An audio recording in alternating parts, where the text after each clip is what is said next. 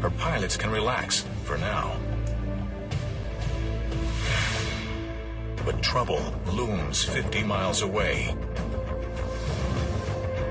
The canal is about to take on the northbound car carrier, the Kentucky Highway, a ship even trickier than the Medi Maersk.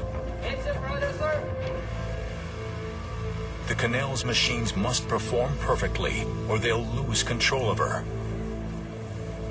And this backed-up waterway can't afford any accidents. The Kentucky Highway speeds toward the Panama Canal's Pacific locks. She's set to enter early the next morning. Packed with pricey new automobiles, she paid canal authorities nearly $200,000 and is a top priority. Her crew is depending on canal pilots to keep their precious cargo safe.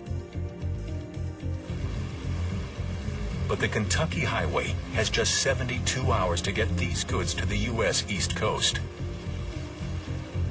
Luckily, this car carrier is more than a megaship. She's also a speed demon. Because her cargo is lightweight, she sits high in the water. That means less underwater resistance and a lot more speed. But being lightweight and tall creates two major flaws. With less ballast, she's difficult to control. Plus, in bad weather, she wobbles and could tip straight over. Before sunrise, the Kentucky Highway pulls toward the Pacific locks. This approach is as hard as landing a jet on an aircraft carrier. The canal's crews and mighty machines are prepped and ready. But one of the ship's trademark flaws rears its ugly head. The canal's machines lose control. She slams into the wall, and metal meets cement.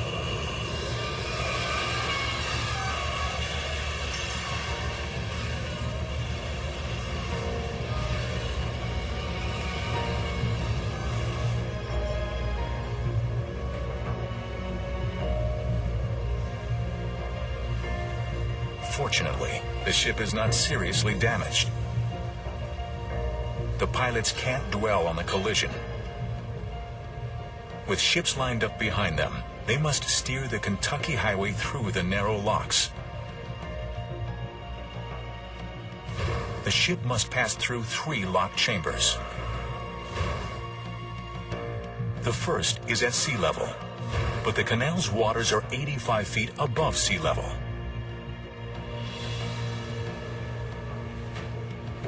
As the sun rises, the locks unleash a torrent of water, performing another weightlifting feat. The ship shoots up nearly 3 stories in 8 minutes. When the water levels are equal, the front gates open and the Kentucky Highway teeters forward. And the whole process repeats. 2 locks down, 1 to go. But right now, the canal must deal with another challenge at the Atlantic locks.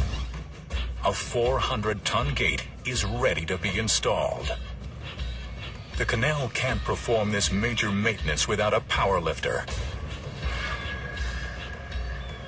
Enter Titan. Standing 23 stories high, this floating crane is on a tight schedule. Gate installation used to take 10 hours. Tonight, Titan will attempt it in 4. Even that brief a holdup will stop 6 ships from transiting, costing the canal more than $300,000. This operation won't be easy. Titan must connect the gate in 2 places. The first is underwater where the gate pivots. The second is above water on a narrow hinge. And each gate is enormous, standing an average of 6 stories high and weighing as much as 3 747s. Before Titan gets moving above water, the canal's divers need to make sure everything's ready below the surface. The head diver takes the plunge. His sidekick, a motorized diving camera, is lowered in after him. With other divers watching from above, the head diver checks the lock wall. It must be in perfect condition for the gate to be watertight. Now, down to the very bottom to make sure the underwater pivot point called a pintle ball is clear. Rocks or debris could block installation. Everything is set. The divers are done for the day, but the motorized camera sticks around just in case.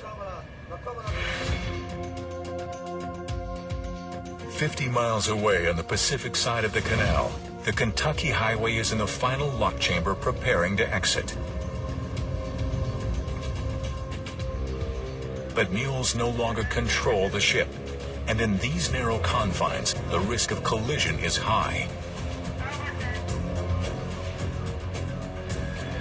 As the pilot pulls away, both he and the captain realize they have a serious problem. The ship next to them is pulling out at the same time, and they're too close to each other. Now, suction pulls both of them backwards. If they collide, the Kentucky's hull could be sliced open, sinking the ship.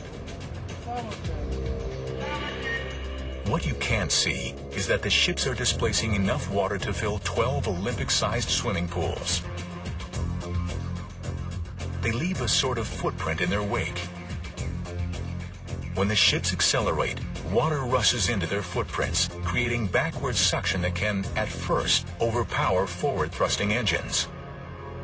Now, the bow of the other ship is on a crash course with the Kentucky Highway's stern.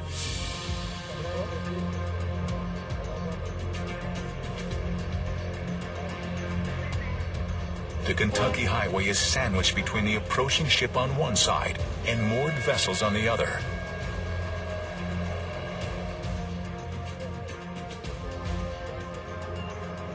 To make matters worse, tugs are on the outside of both ships and in no position to help. The other ship tries to slow down, but her bow only turns harder toward the Kentucky.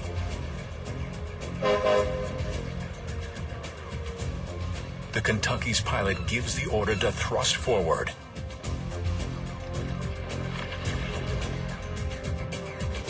Now, all anyone can do is wait and hope.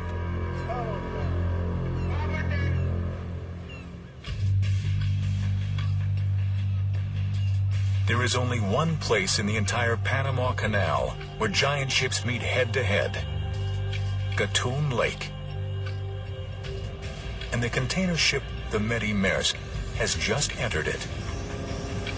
This is the only stretch wide enough for two-way traffic. The lake is big, and canal workers can only maintain a safe depth in a small section of it.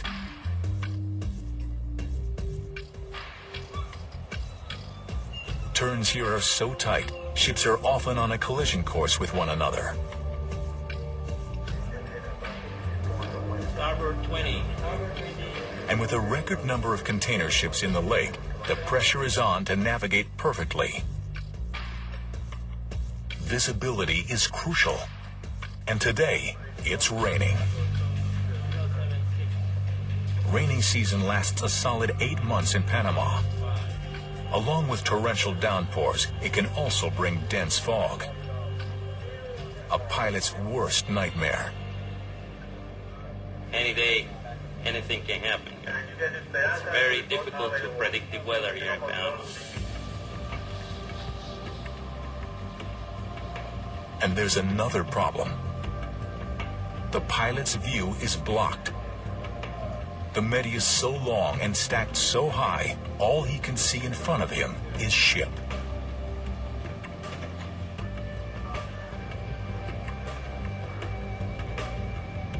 The pilot uses buoys in the lake to navigate. Usually he can see 8 buoys. But because of the rain, he can only see 3.